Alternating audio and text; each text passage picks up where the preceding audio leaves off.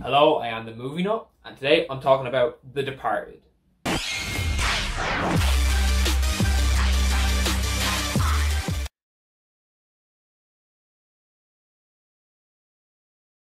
So, in the part 4 of my 100 Movies bucket list series, I sat down with my ma to watch The Departed. This one here. I have not seen The Aviator. I have not seen The Aviator yet, and I really like Goodfellas. But that's not on the board, so I can say that.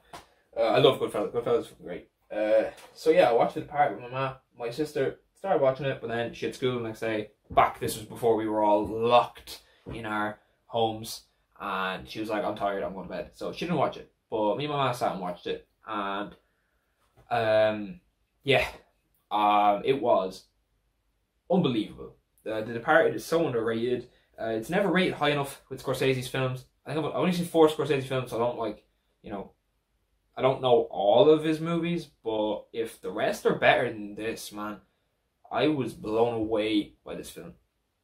The first 10-15 minutes, I will say, I was a little bit like, this kind of doesn't seem that good yet, and then it immediately hooked me. Because it's a little bit disjointed at the start. Basically, the film stars Jack Nicholson, who was in The Shining, and I will talk about him more in detail.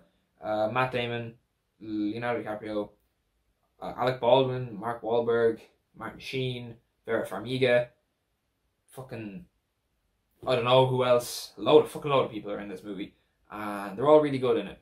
And that's the first thing I'll talk about is performances. Performances are unbelievable in this film. Jack Nicholson plays a deranged mob boss. Oh, plot. I always forget to talk about what the movie's about because I assume people know what it's about. It's kind of confusing. So essentially, there's this mob boss guy played by Jack Nicholson, and he is a protege played by Matt Damon who joins the police force.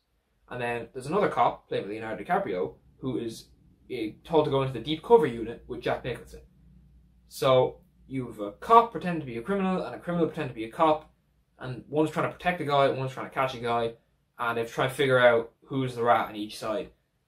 And if that sounds confusing, that's why I didn't like the first 15 minutes, because I didn't really know what was going on. And then once the plot kicks in, it does not stop. This movie is one of the best paced films I've ever seen. It doesn't bombard you with stuff. Most of the most intense scenes in this film are dialogue based. But the tension of that dialogue is unbelievable. It reminds me, this is kind of weird, so it reminds me most of Death Note, which is an anime that I watched years ago. It's one of my favourite anime ever. And it reminds me of that in the cat and mouse aspect. I'm not going to explain what Death Note's about, but the cat and mouse chase stuff, I love that shit. And this movie reminds me of that a lot. Because you have it's like the two guys and they don't know who they're trying to catch, but they know they have to catch him. And I just think that's unbelievable. So, I'm not going to spoil anything about it, but it gets crazy. There are twists, turns, double crosses, triple crosses. And it's just so well written. Really well shot too. Very dramatic, very fast paced. The only other Scorsese movies I've seen are Goodfellas, which I love. Hugo, which I don't like. And Shutter Island, which I thought was fine. So, it doesn't really feel like any of those, though. It's a lot like... So Goodfellas is a lot longer takes, wide shots, more like a documentary, whereas this is more like stylized, kind of Hollywood-ish blockbuster. And most people say that Scorsese won his best director. I think he won for this, and people say like, oh, he won for the wrong film. It was just because he had such a good career. I think this movie's fucking fantastic. The performances are unbelievable. Jack Nicholson plays the aforementioned mob boss, and he is so over the top in this. Some people might not like it, but I think of it as a guy who's been on top for so long that his arrogance has consumed him. He does not care. He's just let off the chain. And Jack Nicholson off the chain is unbelievable. For people saying, oh, his portrayal of insanity in The Shining is good, watch this film. I got this rat, this annoying, key-eating fucking rat. This is what I expected when I sat down to watch The Shining from Jack Nicholson. This is a man who is deranged as all fuck, but has spent his entire career getting away with it. And it's so satisfying to watch him just freak out at people. Leo's great in this because Leo's fucking great in everything. He's kind of similar in everything, but he has that sort of like tortured vulnerability to him that applies to a lot of characters. And I like his portrayal in this because he gets like so into the role as like the character of Billy Costigan gets so into being a criminal, but he has to not let it like take over too much because like stuff he has to do to fit, like to blend in with the group, fucks with his head. And then Matt Damon is unbelievable in this as the slimy, like sort of like so charismatic but so fake cop. Like his flirting, when he flirts with people, he's like, God, he's so fucking charming but such a prick, and he's unbelievable. I was like, because a lot of actors in this, like Matt Damon is not like, he's a good actor, but he's not known for being like an amazing actor. You know, like Leo gets the hype, Nicholson gets the hype. Mark Wahlberg is in this. Mark Wahlberg got nominated for Best Supporting Actor. No one fucking told me that. That's unbelievable, and he's really, really good in this film as well. He's not the best actor. He shouldn't have got the nomination, but I think it was more the Academy went, whoa, I was not expecting that, and then that's how he got it, because everybody in this movie, Alec Baldwin is in this, and he's, you know, really funny. There's a great scene where like something goes wrong with like a sting operation and he has a meltdown and he just kicks the shit out of a guy. He's like, come here, let me talk to you for a second. Boom! Down. And he's just screaming at him and it's really funny.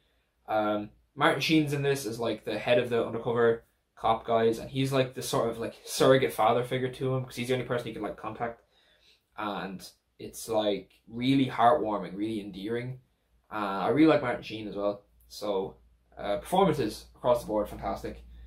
Plot's great. I don't think there's any plot holes. I'm sure you could sit and poke at them, but I only really mind plot holes if they're super obvious. Like if you have to go look for them, then it's not really a plot hole. And a lot of times plot holes can be chalked up to like the character might not have noticed that. Especially when you're writing with really smart characters. A lot of the time, any mistake they do make kind of feels like contrived because they're so smart. But even smart people make mistakes. But that'll probably come up in other films where it's more noticeable. But essentially, this movie is about ego and, you know, the downfall that will bring eventually, because it's pretty fucked, pretty violent. A lot of characters die in this movie. It's not super violent. It is violent, but it's not like really gory. There's only one or two scenes that are a little bit. Yeah, I don't have enough good things to say about this movie. The score, man. Dropkick Murphys, I'm Shipping Up to Boston is like my favourite song after this film. Just watch, I can't play it because copyright, but watch the movie. This is the 4th movie I've seen on the board, and it is the first time I will be handing out a 10 out of 10 for the movie board. Groovy. My mom watched this with me, she also gave it a 10. My sister did not finish it. I will make her watch it, and she's going to give it a 10. What fucking sort. But yeah, no, I fucking love this movie. This is the 4th movie I reviewed as part of the board. I have handed out some 10s with Halloween films. I gave Evil Dead a 10 and I gave Beetlejuice a 10. This is the first 10 on the board and it is well deserved. This movie, if this is one of the weaker films of Scorsese's career, I cannot wait to see what is up there. But to me, this might even be a little bit better than Goodfellas. They're both up there for me. I really like both of them. But man, this just flies by. I have not enough good things to say about this movie. If you have not watched it, go fucking watch it. And I'll see you here for the next one. Yes, that was a long video. The next video, I will be reviewing the Lord of the Rings trilogy. But I want you guys to let me know. Do I review them all separately or as a trilogy, like one big video? Because I don't know what to do for that. So let me know, and I'll see you guys in the next one. Peace.